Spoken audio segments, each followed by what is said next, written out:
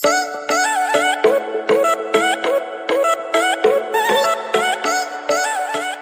teman-teman, selamat datang di channel kami. Mesir merupakan negara yang terletak di sudut timur Laut Afrika dengan Kairo sebagai ibu kotanya. Jantung Mesir adalah lembah dan delta sungai Nil sebagai rumah dari salah satu peradaban utama di Timur Tengah kuno. Mesir berbatasan dengan Libya di sebelah barat, Sudan di sebelah selatan, jalur Gaza Palestina, dan Israel di timur laut. Seperti daerah Mesopotamia yang lokasinya lebih jauh ke timur dan dialiri sungai, Mesir adalah tempat paling awal dari salah satu masyarakat urban dan malik huruf di dunia. Mesir dengan kekuasaan Raja Firaun berkembang selama sekitar 3000 tahun melalui serangkaian dinasti asli yang diselingi dengan periode singkat pemerintahan asing. Setelah Alexander Agung menaklukkan wilayah tersebut pada 323 sebelum Masehi, kota Mesir menjadi bagian integral dari dunia Helenistik. Di bawah dinasti Ptolemeus Yunani, masyarakat melek huruf yang maju berkembang pesat di kota Alexandria, tapi Mesir ditaklukkan oleh Romawi pada 30 sebelum Masehi. Wilayah Mesir kala itu tetap menjadi bagian dari Republik dan Kekaisaran Romawi dan kemudian menjadi bagian dari negara penerus Roma, Kekaisaran Bizantium.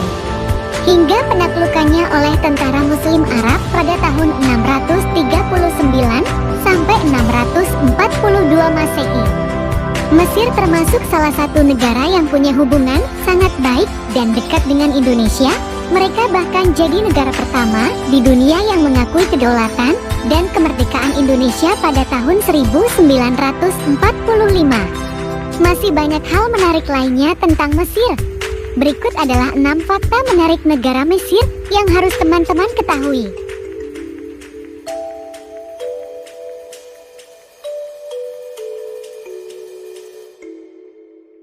Sampai penaklukan Muslim, kontinuitas besar telah menjadi ciri kehidupan pedesaan Mesir, terlepas dari perbedaan etnis kelompok penguasa yang berurutan dan sifat kosmopolitan dari pusat kota besar Mesir, serta bahasa dan budaya masyarakat pedesaan agraris yang kehidupannya sebagian besar diukur dengan naik turunnya sungai Nil. Setelah penaklukan, budaya perkotaan dan pedesaan mulai mengadopsi unsur-unsur budaya Arab dan bahasa Arab, dan akhirnya menggantikan bahasa Mesir sebagai sarana dari wacana lisan. Terlebih lagi, sejak saat itu sejarah Mesir telah menjadi bagian dari dunia Islam yang lebih luas. Meskipun Mesir terus diperintah oleh elit asing, entah dari Arab, Kurdi, Sirkasia, atau Turki, lingkungan budaya negara itu tetap didominasi Arab. Mesir akhirnya menjadi salah satu pusat intelektual dan budaya dunia Arab dan Islam. Status yang diperkuat pada pertengahan abad ke-13 ketika tentara Mongol menjarah Baghdad dan mengakhiri kekhalifahan Abbasiyah. Para sultan Mamluk di Mesir, di mana negara itu berkembang selama beberapa abad, mendirikan kekhalifahan semu dengan legitimasi yang meragukan. Namun pada tahun 1517 Kekaisaran Ottoman mengalahkan Mamluk. Mereka mendirikan kontrol atas Mesir yang berlangsung hingga 1798 ketika Napoleon memimpin tentara Prancis dalam pendudukan singkat negara itu. Pendudukan Prancis yang berakhir pada 1801 menandai pertama kalinya kekuatan Eropa menaklukkan dan menduduki Mesir, dan hal itu membuka panggung untuk keterlibatan Eropa lebih lanjut.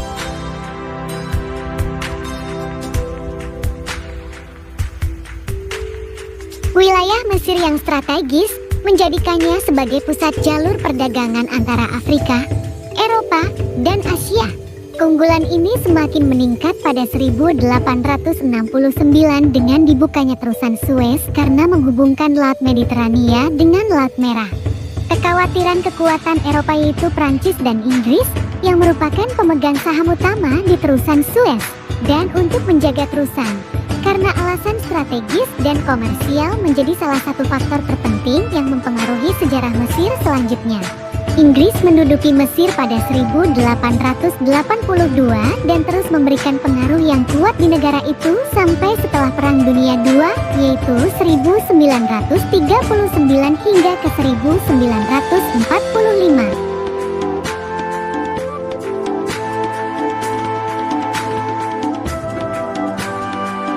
Di Mesir kuno, eksploitasi pertanian tampaknya tidak meningkat sampai hewan peliharaan dari Asia Barat Daya diperkenalkan. Pada kuartal pertama abad ke-7, di Al-Fayyum, beberapa desa memelihara domba, kambing, dan babi, juga membudidayakan gandum emmer, barley, kapas, dan rami, dan ditenun menjadi linen. Irigasi dan air sungai Nil dikontrol dengan hati-hati. Catatan menunjukkan bahwa Raja Menes semasa hidupnya membuat bendungan batu besar untuk mengendalikan sungai Nil dan menyediakan air untuk irigasi. 1 abad kemudian, sungai Nil saat banjir dialihkan melalui saluran sepanjang 12 mil atau 19 km ke dalam Danau Muris agar setelah banjir, air di danau bisa dialirkan untuk irigasi. Lahan pertanian saat itu digarap dengan kayu bajak yang ditarik oleh lembu atau keledai. Tanah dibajak 2 kali, 1 kali untuk menghancurkan tanah. Setelah itu gumpalan dipecah dengan cangkul yang berat dan yang kedua untuk menutupi benih. Lentil, kacang-kacangan, rami, dan bawang adalah tanaman lapangan penting lainnya di Mesir. Sejarawan Yunani kuno Herodotus menyebut Mesir sebagai hadiah dari sungai Nil.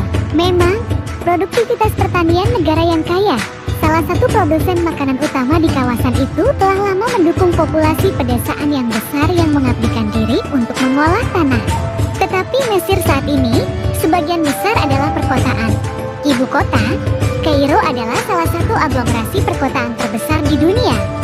Dan manufaktur, serta perdagangan semakin melampaui pertanian sebagai sektor terbesar ekonomi nasional.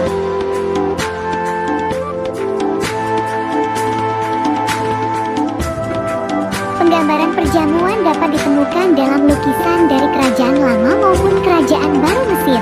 Waktu perjamuan biasanya dimulai sore hari, di mana dalam perjamuan laki-laki dan perempuan dipisahkan, kecuali jika mereka sudah menikah. Tempat duduk dibedakan menurut status sosial. Mereka dengan status sosial tertinggi duduk di kursi megah, mereka yang sedikit lebih rendah duduk di bangku-bangku sederhana, dan mereka dengan status sosial terendah duduk begitu saja di lantai.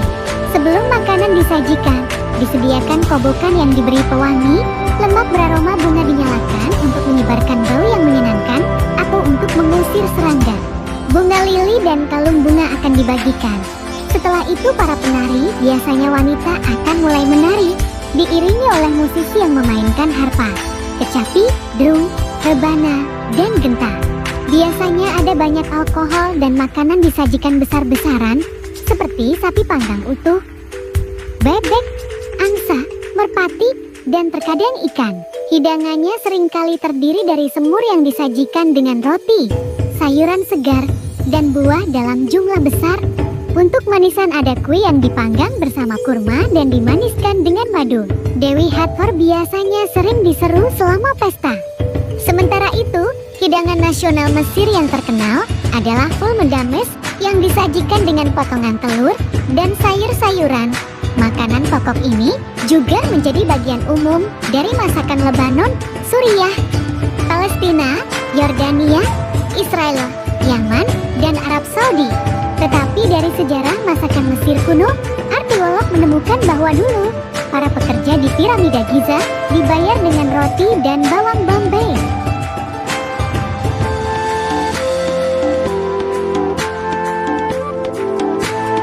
Wisata Mesir tentu identik dengan berkunjung ke kompleks piramida Giza yang disebut juga nekropolis Giza.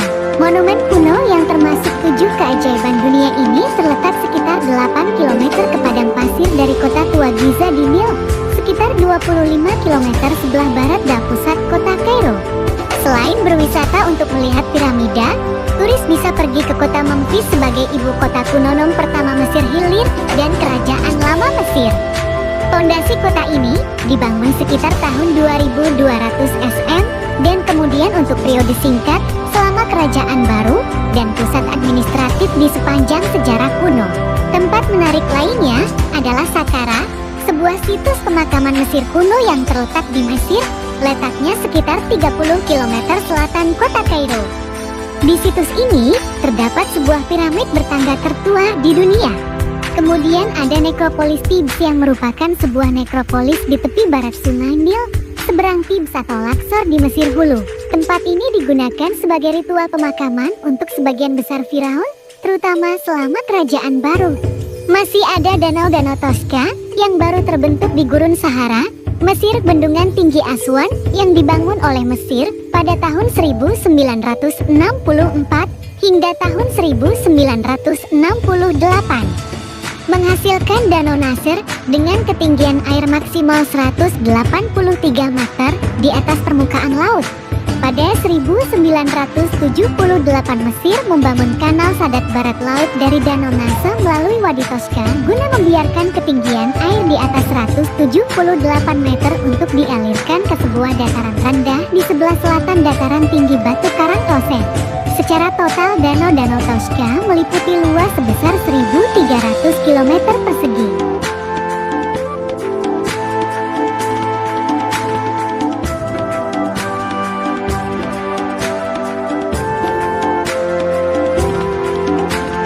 Karya arsitektur bangsa Mesir kuno yang paling terkenal antara lain Piramida Giza dan Kuil di Thebes. Proyek pembangunan dikelola dan didanai oleh pemerintah untuk tujuan religius, sebagai bentuk peringatan maupun untuk menunjukkan kekuasaan Firaun.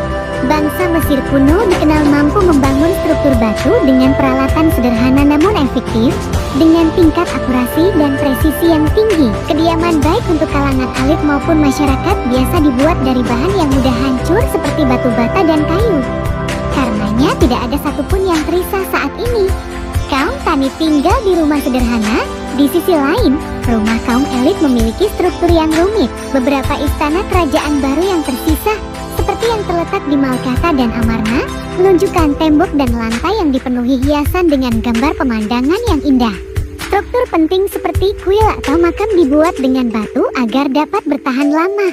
Kuil-kuil tertua yang tersisa, seperti yang terletak di Giza, terdiri dari ruang tunggal tertutup dengan lembaran atap yang didukung oleh pilar. Pada kerajaan baru, arsitek menambahkan pilon, halaman terbuka, dan ruangan hypostyle. Gaya ini bertahan hingga periode Yunani Romawi. Arsitektur makam tertua yang berhasil ditemukan adalah mastaba, struktur persegi panjang dengan atap datar yang terbuat dari batu dan bata. Struktur ini biasanya dibangun untuk menutupi ruang bawah tanah untuk menyimpan mayat.